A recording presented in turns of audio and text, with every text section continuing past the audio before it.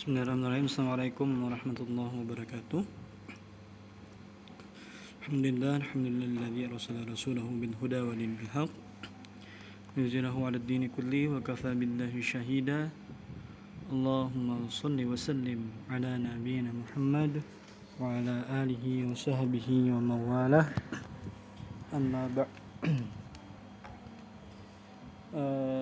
Teman-teman, di perkuliahan masail fikih atau masalah-masalah fikih, pada kesempatan kali ini kita akan membahas beberapa hal terkait awalan daripada bagaimana fikih kontemporer dan juga isu-isu yang menarik untuk dibahas ketika fikih sebagai sebuah produk ijtihad kemudian menjadi sebuah teks yang apakah bisa dalam hal ini diniscayakan berkembang atau tidak. Nah, hal ini yang perlu kita ketahui dan menjadi substansi dari mata kuliah kita ini.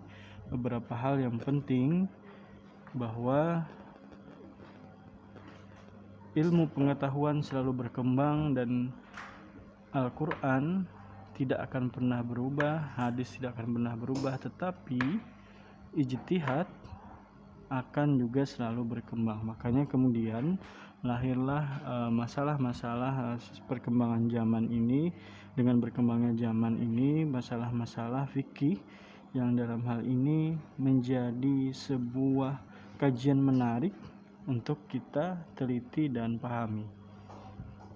Nah, kita pahami dulu historitas fikih itu seperti apa. Bagaimana historitas fikih yang menjadi sebuah landasan atau produk ulama dalam hal ini, panduan-panduan dalam hal-hal baik itu ibadah maupun muamalah.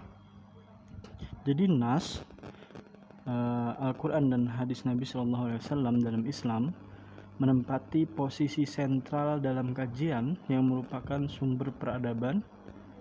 Yang kedua, sumber primer Islam tersebut merupakan hadir sebagai respon atas berbagai problem sosiokultural yang muncul pada kurun waktu tertentu. Jadi sebagaimana kita ketahui, pada saat Rasulullah SAW menerima wahyu, pasti ada asbabun nuzul, ataupun kemudian Nabi SAW mengeluarkan hadisnya, pasti juga ada asbabul wurudnya, yang hal itu kemudian muncul pada saat situasi tertentu dan waktu tertentu. Nah, meskipun demikian, keduanya tidak terbatas jangkauannya pada batas waktu tersebut.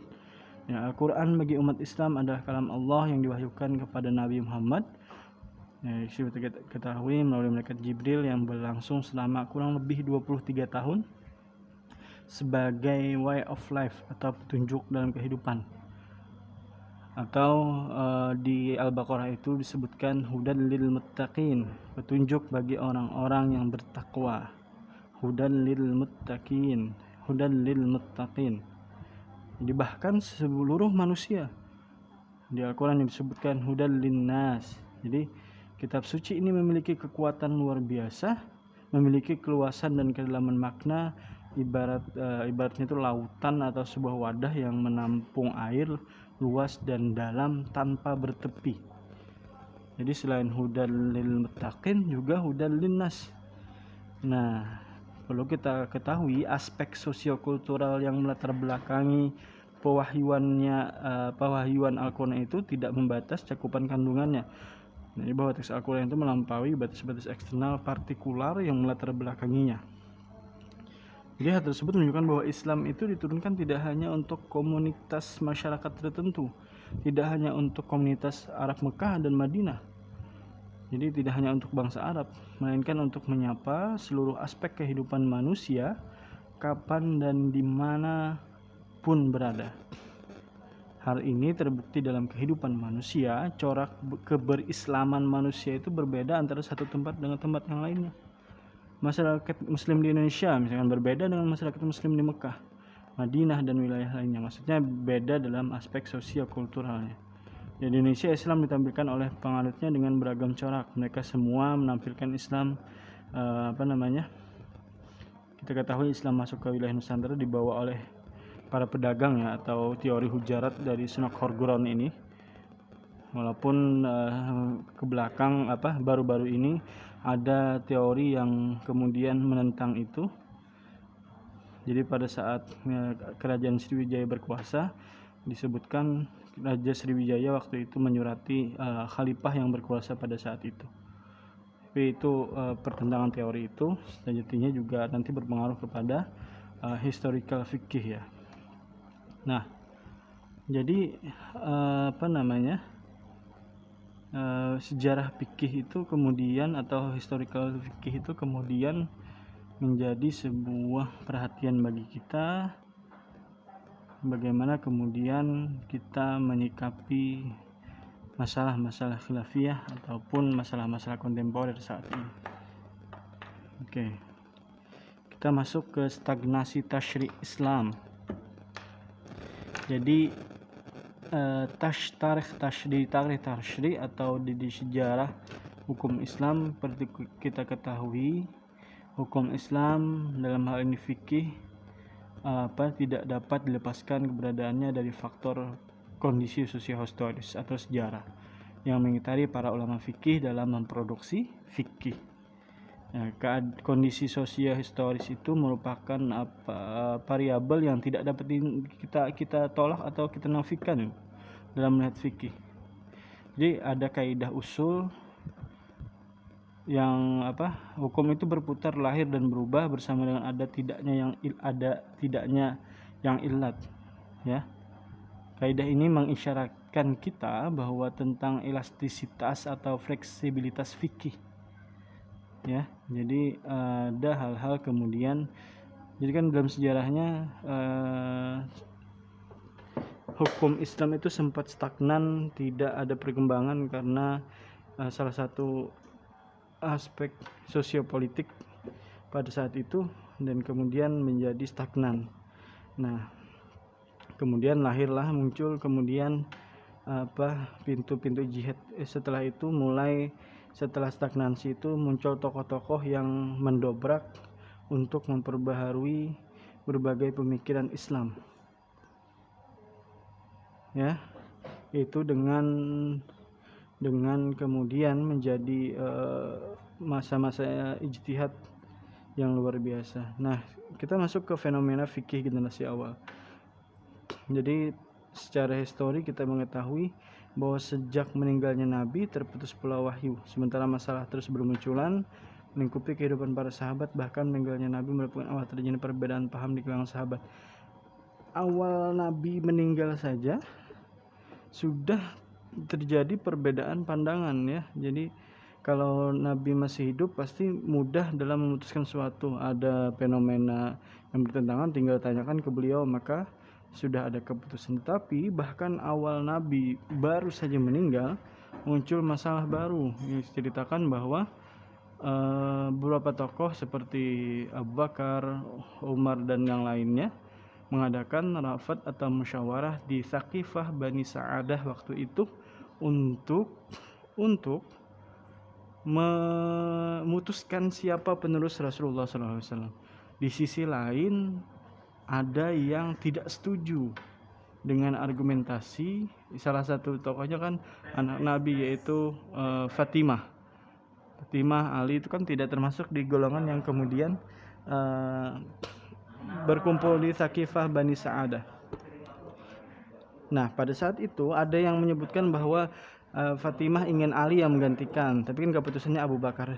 Ternyata salah satu alasan pentingnya adalah bukan itu, bahwa dalam hal ini kenapa Fatimah menentang itu karena ada perasaan yang kemudian kecewa dalam hal tanda kutip, karena baru saja Nabi meninggal, jenazahnya belum diurus, tapi sudah memikirkan pengganti Nabi. Nah, bagaimana perasaan seorang anak kemudian melihat kejadian saat itu? Maka Itulah yang terjadi awal mula kemudian perbedaan pendapat, sehingga ada yang setuju Abu Bakar menjadi pengganti Ali, ada yang tidak setuju pengganti Nabi Muhammad, ada yang tidak setuju. Nah, hal itu yang kemudian menjadi perbedaan pendapat. Itu ya, jadi itu bahkan fenomena dan berkembang kemudian di generasi awal ini berkembang kemudian pertumbuhan ijtihad ya, pertumbuhan jika kita telusuri ke belakang dalam pertumbuhannya, hukum Islam dimulai dengan suatu masa pembentukan dan pembinaan secara langsung. Nah, jadi tadi secara langsung oleh Rasulullah SAW.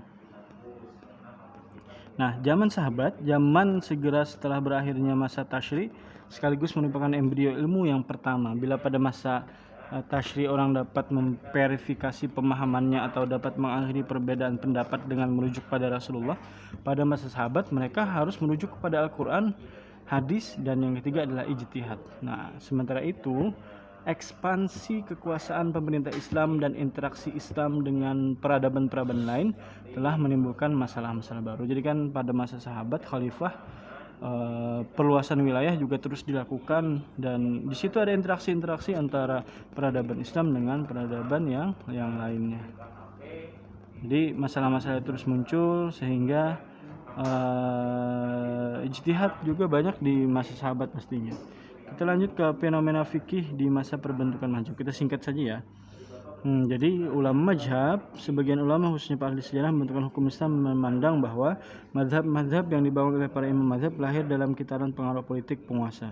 Kepentingan politik diduga turut membangun dalam memberi corak dan karakter fikih-fikih yang lahir dari mereka. Mereka yang tercatat misalnya Maliki, Hanafi, Syafi'i, Hambali, Ja'fari lahir dalam kitaran kekuasaan politik dinasti Abbasiyah. Nah, di dinasti Abbasiyah seperti yang pernah saya ungkapkan bahwa di situ keilmuan literasi hidup. Buktinya dalam Baitul Hikmah, perpustakaan terbesar saat itu di Baghdad. Maka yang kemudian menjadi khazanah keilmuan di situ berkembang sehingga lahir ulama-ulama mazhab yang memang punya kajian dan pengetahuan yang luar biasa. Ya. Jadi fakta sejarah menunjukkan jadi variabel pertimbangan dan bahkan berpengaruh dalam melahirkan fikih-fikih yang selanjutnya menjadi mazhab fikih, menjadi umat terkotak-kotak. Jadi ada yang mazhab Syafi'i, mazhab Maliki, mazhab Ja'far dan lain-lain ya. Itu selanjutnya, nah ini ketika pintu ijtihad tertutup. Jadi ada masa yang saya sebutkan di awal tadi, stagnansi dan juga ijtihad tertutup setelah tadi muncul imam mazhab, kemudian khazanah keilmuan Islam itu muncul, tapi ada masa ketika pintu ijtihad tertutup. Penyebab keterhentiannya terkembangnya kajian fikih adalah masa kodifikasi atau tadwin. Gerakan tadwin di satu sisi merupakan upaya untuk menyimpan khazanah ilmu para ulama, tapi di sisi lain menjadi penyebab ulama berikutnya merasa cukup dengan apa yang telah tersedia. Mereka merasa tidak perlu melakukan penelitian dan pengkajian ulang terhadap sejumlah masalah baru dan aktual yang muncul. Jadi aktivitas yang menggantikan ijtihad adalah tradisi mensyarah kitab-kitab fikih dan kitab-kitab hadis. Bahkan beberapa kitab hadis dan fikih disyarah berulang-ulang oleh ulama. Kitab hadis misalnya Fathul Bari disyarah sekurang-kurangnya 3 kali, bahkan lebih dari itu. Ya, ada masa tadwin di mana pintu ijtihad dianggap tertutup. Saat itu ulama pada saat itu kemudian merasa cukup produk-produk ulama terdahulunya. Nah, jadi itu pernah terjadi. Nah, terus kemudian berkembanglah ijtihad independen atau mutlak. Jadi perkembangan pengetahuan, teknologi dengan dampak globalisasi telah membuat perubahan yang sangat cepat. Masalah sosial muncul dengan wajah yang beragam. Problem masyarakat diberikan perkembangan jauh berbeda dalam banyak hal ketika fikih menjadi produk ijtihad di masa lalu. Hal ini menuntut ada perubahan dalam responnya. Jadi para komunitas intelektual setelah pintu ijtihad tertutup mulai ingin mengembangkan lagi tradisi ijtihad gitu ya. Sehingga muncul kalangan-kalangan seperti Muhammad Abduh, Jamaluddin Al-Afghani, kemudian Fazlur Rahman dan lain sebagainya yang kemudian mendobrak pintu ijtihad itu. ya. Nah, selanjutnya Islam Indonesia, Islam yang majmuk. Jadi perlu kita ketahui Indonesia adalah seperti yang kita ketahui adalah Islam yang majmuk, berbagai macam, bahkan sekarang kita ketahui banyak ormas ya, kita di Muhammadiyah, ada NU, ada Persis, ada ADI dan lain-lain, ya majmuk artinya.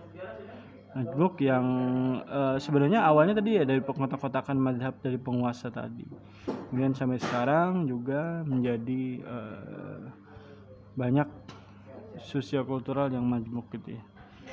Bagaimana kemudian menyikapinya? Nah, ini ikhtilaf wa amat rahmah, perbedaan pendapat dari umatku adalah rahmah, kata Rasulullah.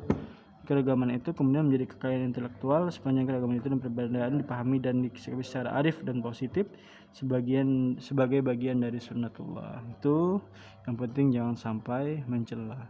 Itu yang hal-hal yang akan kita bahas selanjutnya berkenaan dengan isu-isu kontemporer masalah fikih yang ada di masa sekarang. Misalkan poligami, kemudian suntik KB dan lain-lain, itu yang akan kita bahas. Sekian, terima kasih, semoga bermanfaat. Assalamualaikum warahmatullahi wabarakatuh.